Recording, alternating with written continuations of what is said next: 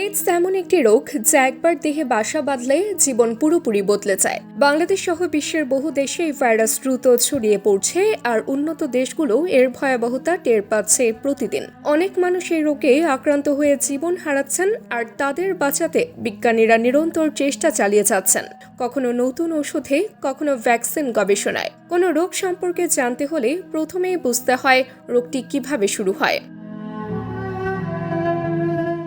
এইডসের পেছনে থাকে এইচআইভি, এক ধরনের রেট্রোভাইরাস যা শুধু মানুষের রক্ত, বীর্য ও অন্যান্য দেহরসে টিকে থাকতে পারে। মানুষের শরীরে ঢোকার পর এটি ধীরে ধীরে রোগ প্রতিরোধ ক্ষমতাকে নষ্ট করে দেয়, ফলে সামান্য সংক্রমণও একসময়ে ভয়াবহ রূপ নেয়।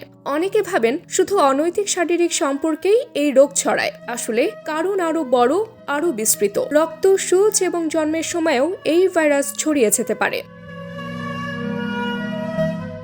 যে কয়েকটি পথে সহজে ছড়াতে পারে এইচআইভি। বিয়ের আগে রক্ত পরীক্ষা না করলে ঝুঁকি থেকে যায় যে কোনো একজন বাহক হলে যৌন সম্পর্কের মাধ্যমেই অন্যজন সংক্রমিত হতে পারেন।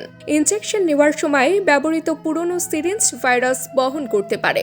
রোগীর শরীরে ব্যবহার করা সূচ অন্যের দেহে প্রয়োগ করলে সংক্রমণ ছড়াতে পারে।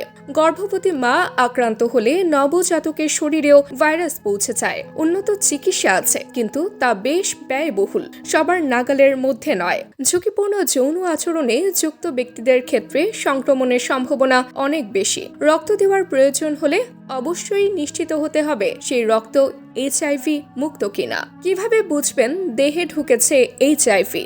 ঘন ঘন জ্বর হওয়া বা একটানা কয়েক সপ্তাহ ধরে জ্বর থাকা, গলায় অস্বাভাবিক ব্যথা, খেতে সমস্যা হওয়া, প্রথম কয়েক সপ্তাহের মধ্যেই গলা, মাথা বা শরীর জুড়ে র্যাশ ওঠা, ঘাম বেড়ে যাওয়া, রাতে ঘুমের মধ্যে অতিরিক্ত ঘাম, বমি ভাব বা পেটের সমস্যা দেখা দেওয়া। এই লক্ষণগুলো দেখা দিলে দেরি না করে চিকিৎসকের সাথে যোগাযোগ করা জরুরি।